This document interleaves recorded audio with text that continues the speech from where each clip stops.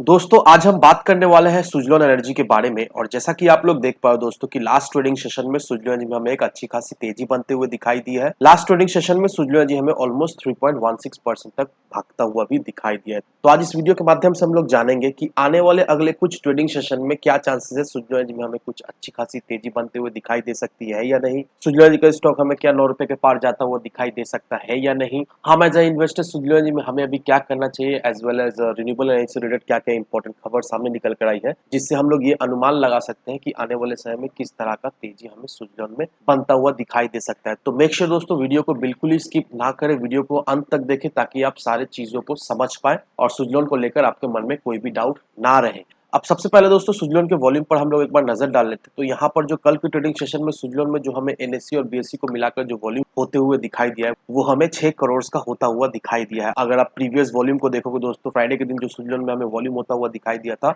वो 2 करोड़ का होता हुआ दिखाई दिया था। एक वीक का एवरेज वॉल्यूम हमें 8 करोड़ का होता हुआ दिखाई दिया है। तो ऑन एवरेज सुजलॉन के वॉल्यूम में लास्ट ट्रेडिंग सेशन में दैट मींस मंडे के दिन अच्छा खासा हमें जंप होता हुआ दिखाई दिया है और इसका डिलीवरी परसेंट भी हमें अच्छा खासा होते हुए दिखाई दे रहा है। कल के ट्रेडिंग सेशन में ऑलमोस्ट हमें 47% का एक डिलीवरी परसेंट हमें सुजलॉन में होता हुआ दिखाई दिया है। अब यहाँ पर प्राइस परफॉर्मेंस को भी अगर आप देखोगे दोस्तों सुजलॉन का, तो यहाँ पर सुजलॉन ने एक वीक में अपने इन्वेस्टर्स को ऑलमोस्ट 12.5% का रिटर्न बनाकर दे दिया है। 1 महीना 3 महीना ईयर टिल डेट का तो रिटर्न हमें नेगेटिव दिखाई दे रहा है, लेकिन अगर एक वीक का हम परफॉर्मेंस देखेंगे तो एक वीक का परफॉर्मेंस हमें सुधरता हुआ दिखाई दे रहा है, जो कि नेगेटिव में हमें कुछ समय पहले दिखाई दे रहा था। अभी सुजलॉन में फिर से हमें रिकवरी होते हुए दिखाई दे रही है और जिन लोगों ने भी शॉर्ट टर्म के नजरिए से सुजलॉन में इन्वेस्ट कर रखा है उन्हें ऑलमोस्ट 12% का रिटर्न तो मिल ही गया है। अब वहीं अगर हम लोग एफआईएस के डेटा को देखेंगे दोस्तों, तो यहाँ पर अच्छी चीज हमें ये दिखाई दे रही है कि एफआईएस फिर से हमें खरीदारी करते हुए दिखाई दे रहे हैं। लास्ट ट्रेडिंग सेशन में दैट मींस 3 अप्रैल को एफआईएस ने ऑलमोस्ट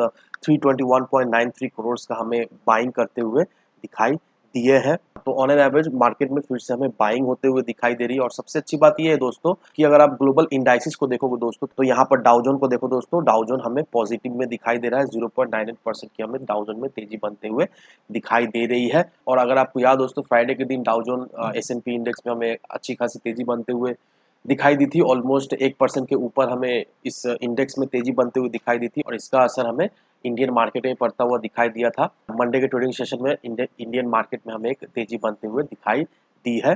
तो ये जो डाउजन में हमें तेजी बनते हुए दिखाई दे रही, ग्लोबल इंडाइसिस में पॉजिटिविटी बनते हुए दिखाई दे रही, तो इसका असर डायरेक्टली हमारे मार्केट में पड़ता हुआ आने वाले समय में दिखाई तो देगा ही देगा। और सबसे बेहतरीन बात ये सामने निकल कर आ रहा है, अगर आप यहाँ पर देखोगे दोस्तों, ऑल ओवर ग्लोबल मार्केट का सेंटिमेंट हमें बियरिश से वेरी बुलिश हमें होता हुआ दिखाई दे रहा है। अगर आपको याद दोस्तों, कुछ समय पहले मैंने वीडियो बनाया था और उस समय भी मैंने ग्लोबल मार्केट का सेंटिमेंट दिखाया था। तो एक डेढ़ सप्ताह पहले ग्लोबल मार्केट का जो सेंटिमेंट हुआ करता था वो हमें bearish as well as very bearish दिखाई दे रहा था और उसका असर डायरेक्टली हमारे मार्केट में पड़ता हुआ दिखाई दे रहा था। मार्केट में हमें कोई भी स्टेबिलिटी बनते हुए नहीं दिखाई देती। लेकिन अभी जिस तरह से ग्लोबल मार्केट का सेंटिमेंट हमें सुधरता हुआ दिखाई दे रहा है, इससे हम लोग ये अनुमान लगा सकते हैं कि आने वाले समय में हमारा मार्केट में भी स्टेबिलिटी होता हुआ दिखाई देगा। हमारे इंडियन मार्केट में भी हमें एक अच्छी खासी तेजी बनते हुए आने वाले समय में दिखाई देगी। अब रिन्यूएबल एनर्जी से रिलेटेड कुछ बहुत ही बेहतरीन अनाउंसमेंट सामने निकल कर आई है, बहुत ही इंपॉर्टेंट आर्टिकल भी सामने निकल कर आया। तो क्या सारा चीज है वो सारा चीज मैं आपको इस वीडियो में कवर कर दूंगा, जिससे आप ये समझ पाओगे कि आने वाले समय में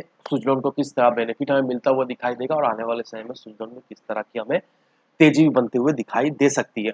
अब इस आर्टिकल को देखो दोस्तों, यहाँ पर क्या मेंशन किया हुआ है, यहाँ पर यही मेंशन किया हुआ है कि MNRE unveils trajectories for renewable energy bids in India 50 gigawatts annually from financial year 24 to financial year 28। अब ministry of new and renewable energy की तरफ से ये अनाउंसमेंट सामने आया है कि इंडिया का जो 500 गीगावाट रिन्यूएबल एनर्जी प्रोजेक्ट का जो टारगेट हुआ करता था वो अभी कहीं ना कहीं इंडिया लैग कर रहा है। इंडिया भी उससे बहुत ही पीछे रन कर रहा है उस टारगेट को अचीव करने के लिए। तो इसके वजह से गवर्नमेंट नया बिडिंग प्रोसेस ला रहा है और इस बिडिंग प्रोसेस के तहत 50 गीगावाट्स पर ईयर हमें विंड एनर्जी कैपेसिटी का बिडिंग होता हुआ दिखाई देगा 2028 तक। अब ये जो हर एक साल 50 गीगावाट्स का जो बिडिंग होने वाला है, ये किस तरह से बिडिंग होने वाला है, यहाँ पर इस बिडिंग का ब्रेकआउट दिया हुआ है। यहाँ पर देखो दोस्तों, 15 gigawatt renewable capacity Q1 that means June April में होगा।